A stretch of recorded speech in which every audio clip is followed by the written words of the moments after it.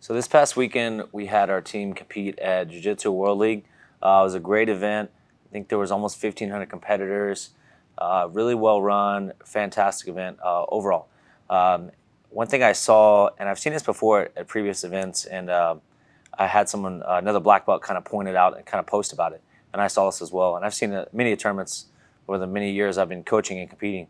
Is you see a coach that's coaching their student, and they're really trying to help them win and score points, and then once they start to get down, or maybe get like down by a significant margin, you'll sometimes see that coach either stop coaching, or the worst thing is like they'll literally walk away. And it's like the moment like your student needs you the most, when they're getting their butt kicked, right? When maybe they're getting dominated positionally, obviously they're down by a significant margin of points, you just walk away. And it's like there's no worse thing than that as far as a coach. Like, I understand, like, if you're coaching and then maybe you have to run and coach in the competitor, or maybe compete yourself, that's understandable. But if you're a type of coach that your student gets down by 10 points, you're just like, oh well, it's a lost cause, I'm just gonna walk away. It's like, to me, as a student, I would feel like, well, anytime things gets tough, you're gonna abandon me, right? You're gonna leave me. So it's like, as a coach, you should be there till like the very last second, right?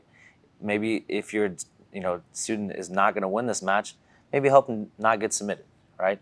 They're they were down 20, but hey, you tried to the very end and you didn't get submitted, right? So that's another thing you can help that student with, even if they did lose, right?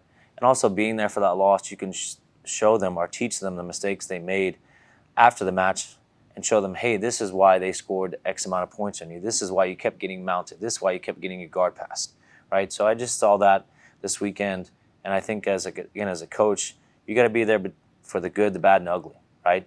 It's great to be there when you get highlight, finish. It's great when they're gold medals, but you also got to be there when they don't win. You also got to be when they get their butt kicked, right? And they're down, and they may cry, or they may be upset. They may feel like they want to quit competing. They may feel like they want to quit jiu-jitsu, right? And it's your job to be there as a coach to uplift them, and to carry them on after that, and make them realize that it's just one competition, right? And they can learn from those mistakes, and they can get better. But if you just walk away when they're losing and they're down and they're out, it's going to be hard to come back from that, right? It's going to be hard to uplift them further when you weren't there for them at their worst moment.